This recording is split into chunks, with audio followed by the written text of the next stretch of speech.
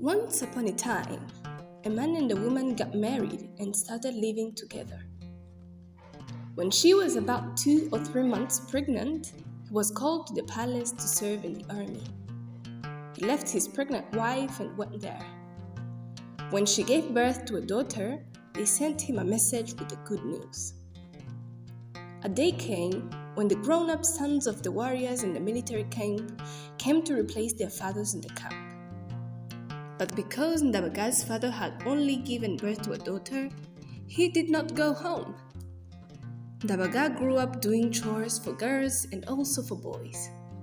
She learned how to weave, shoot arrows, and jump. Ndabaga learned it all very well. One day, Ndabaga told her mother, "My father is not going to stay in the army just because he gave birth to a daughter. I am going to replace him there." Her mother forbade her to go. The next day, when Ndabaga saw her father's servants taking food to him, she hid and started following them. Meanwhile, her mother thought she had gone to feed the cows, but Ndabaga had followed the people taking food to her father. On the journey, Ndabaga did not approach them so that they would not see her and take her back home. When she saw that they had come a long way from home, she hurried to them. When they saw her, they were very surprised. They stared at her in amazement and said, "What is this girl doing here? We are too far to turn and take her back. We will after reaching her father." They reached the military camp. Her father came to see them. When he saw Ndabaga, he said, "Who is this boy?" The servant said, "This is your daughter, Ndabaga. You left before she was born." They both greeted each other happily. He asked her, "What are you doing here?" She said, "I have come to replace you. Instead of staying here forever because you gave birth to a daughter, take me to the king and ask for me to take your place. And if he does not accept my performance as a warrior, you can come back. But if they accept me here, I will take your place and make you proud like other fathers." The father of Ndabaga was surprised by this.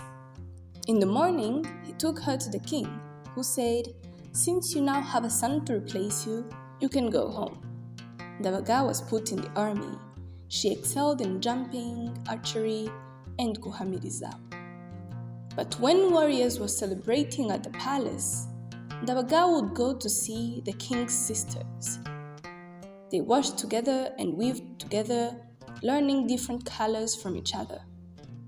And when it was time for her to go back to the camp, she would run back and sit with other warriors.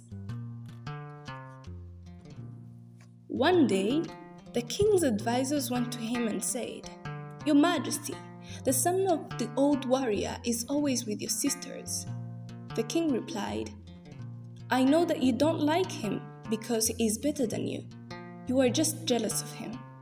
They said, "Your Majesty, you can go see for yourself if we are lying." The king started to closely pay attention to what they had said. He noticed that whenever warriors gathered, Ndabaga was nowhere as he had gone to see the other girls. The king said, "Enough."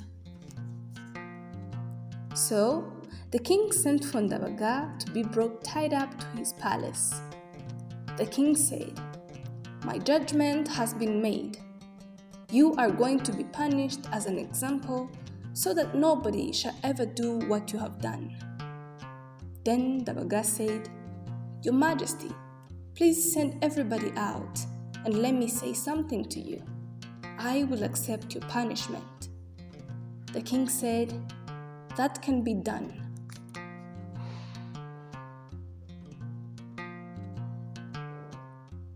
When there was nobody left in the compound, Ndabaga then took off her warrior clothes. When the king saw her, he was surprised and amazed as he found out that she was a girl. Ndabaga bowed down. She said, "Your Majesty, I have not hurt your sisters. I am a girl like them. It's the only time I could be a girl. That's what took me there.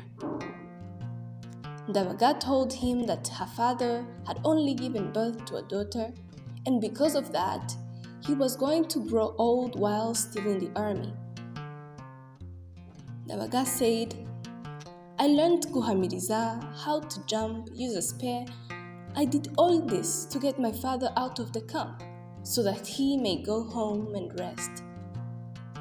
So the king summoned all the people back. He also called for Ndabaga's father. He offered him lands and cattle, and the king married Ndabaga. That is how Ndabaga and her father were saved. Sinjye wahera.